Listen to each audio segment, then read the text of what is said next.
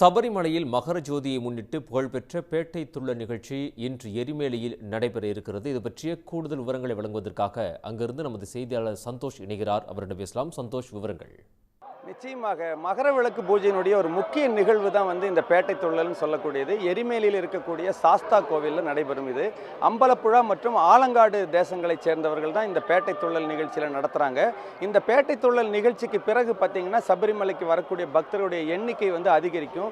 ஏன்னா கடந்த 2 நாட்களாக பார்த்தீங்கன்னா சன்னிதானம் அமைந்திருக்கக்கூடிய பகுதியில் சிறிய நடைப்பந்தல், பெரிய நடைப்பந்தல் உள்ளிட்ட பகுதிகளில் பக்தர்களுடைய வருகை என்பது குறைந்து காணப்படுகிறது. தற்போது நம்மகிட்ட கோயம்புத்தூர்லேருந்து வந்த பக்தர்கள் இருக்கிறாங்க. சாமி, நீங்கள் சொல்லுங்கள் சாமி, இந்த பேட்டை துள்ளல் அப்படிங்கிற நிகழ்ச்சி எதுக்காக நடக்குது? இந்த பேட்டை துள்ளல் நிகழ்ச்சி என்பது நம்ம ஐயப்பன் மகரிஷியை வதம் செய்கிறார்.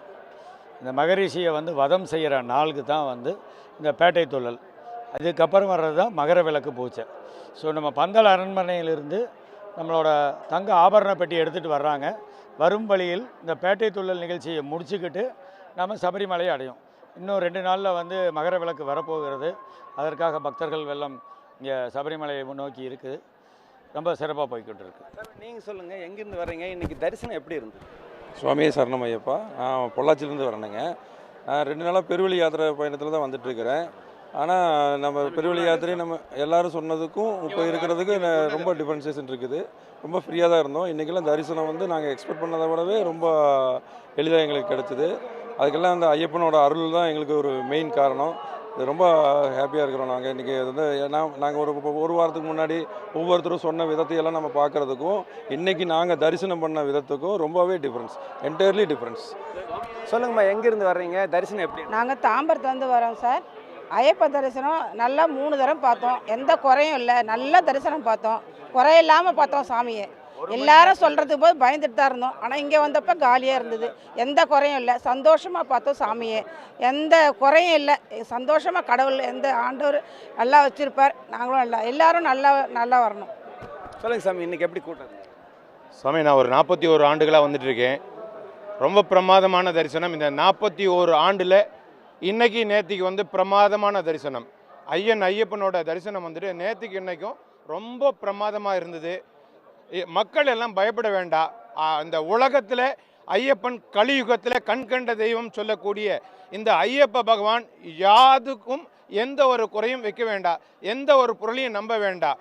மக்கள் பொருளையை நம்பாத நல்லபடியாக தரிசனம் பார்க்கணும். எல்லாரும் நல்லா பண்ணணும். உலகம் சேமமாக இருக்கணும். இன்றைக்கி ரொம்ப க்ரௌடு கம்மியாக இருந்தது. அடுத்த ஜோதி தரிசனம் இனி கொஞ்சம் கூட்டம் ஜாஸ்தி வரும். மக்கள் எல்லாம் கொஞ்சம் நிதானத்தை காத்து ஐயப்பனோட தரிசனம். சாமி, நீங்கள் சொல்லுங்கள், எங்கேருந்து வர்றீங்க? மும்பை. நான் மும்பையிலேருந்து வந்திருக்கிறேன். எங்கள் மண்டல் பேர் ஆனந்த சிவ மண்டல். எனக்கு இதுதான் 2 நாள் முன்னாடி 3 நாள் முன்னாடி நிறையா எங்கள் சாமிங்க வந்தாங்க மும்பையிலேருந்து தரிசனம் ஐயப்பன் பண்ணுறதுக்கு. அவங்களும் சொன்னாங்க நிறையா கூட்டம் இருக்குது, நீங்கள் சீக்கிரமாக வேணும்னா போய் தரிசனம் பண்ணுங்கள், ஜோதிக்கெல்லாம் நம்ம கூட்டம் ஆகுன்னு சொன்னாங்க. இருந்தாலும் நாங்கள் சரி ஜோதி நாங்கள் கிளம்பி வந்தோம்.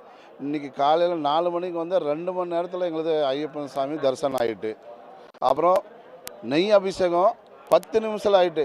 எந்த வருஷம் இல்லாத இந்த வருஷம் தான் எங்களுக்கு ஐயப்பன் நல்லா எங்களுக்கு தரிசனம் கொடுத்தாரு. நல்லா நிம்மதியாக நின்று நாங்கள் எல்லாம் தரிசனம் பண்ணி நல்லா கும்பிட்டோம், ஆசீர்வாதம் பெற்றிருக்கோம். சாமியே சரணம் ஐயப்பா. 20 வருஷமாக நான் சபரிமலைக்கு வந்துக்கிறேன். இந்த வருஷம் பார்க்க முடியாத அளவுக்கு கூட்டம் இருக்குன்னு சொன்னாங்க. நல்லபடியாக பிரி தரிசனம் ஐயப்பனை நம்பினதுக்கு உண்மையாக இருந்து விரதம் இருந்து நாங்கள் ஐயப்பனை பார்த்தோம். பொதுவாக பார்த்தீங்கன்னா இன்றைக்கும் நேற்றுக்கும் வந்திருந்த பக்தர்களுடைய நிலைமை இதுதான். அவங்க எல்லாருமே ரொம்ப மகிழ்ச்சியாக இருக்கிறாங்க. ஏன்னா கூட்டம் குறைந்திருந்த காரணத்தினால பல மணி நேரம் காத்திருந்து சாமி தரிசனம் செஞ்சுட்டு வந்த நிலையில் நேற்றைக்கும் இன்றைக்கும் சபரிமலை பக்தர்களுடைய வருகை குறைந்த காரணத்தினால எல்லா பக்தர்களுமே பார்த்தீங்கன்னா நல்ல நிலைமையில் சாமி தரிசனம் செய்ததாக தற்போது தெரிவித்திருக்கிறாங்க. காவல்துறையினரும் தேவசம்போடும் தற்போது ஒரு முன்னெச்சரிக்கை நடவடிக்கை எடுத்திருக்கிறாங்க. ஏன்னா 15ஆம் தேதி நடைபெறக்கூடிய இந்த மகர ஜோதியை பார்ப்பதற்கான பக்தர்களுடைய வருகை அதிகமாக இருக்குங்கிற காரணத்தினால காவல்துறையினர் கூடுதலாக அவங்க கண்காணிப்பு பணியில் ஈடுபட்டிருக்கிறாங்க. தேவசம்போடு அதிகாரிகள் வரக்கூடிய பக்தர்கள் ஆங்காங்கே குடில் அமைத்து தங்கக்கூடிய ஒரு வாய்ப்பு இருக்கிறதுனால அந்த பகுதிகளையும் கண்காணித்து கொண்டிருக்கிறார்கள். இந்த வரக்கூடிய லட்சக்கணக்கான பக்தர்கள் இந்த மகர ஜோதி நிகழ்ச்சியை நல்ல முறையில் தரிசித்து வகையில் ஏற்பாடுகளை செய்வதற்கு தேவசம் போர்டு அதிகாரிகள் வந்து தற்பொழுது நடவடிக்கை எடுத்து வருகிறார்கள். இதுதான் இன்னைக்கு சபரிமலையில் இருக்கக்கூடிய ஒரு நிகழ்வு. சந்தோஷ், தகவல்களுக்கு நன்றி. உடனுக்குடன் செய்திகளை தெரிந்து கொள்ள சன் நியூஸ் பெல் ஐகானை கிளிக் பண்ணுங்க.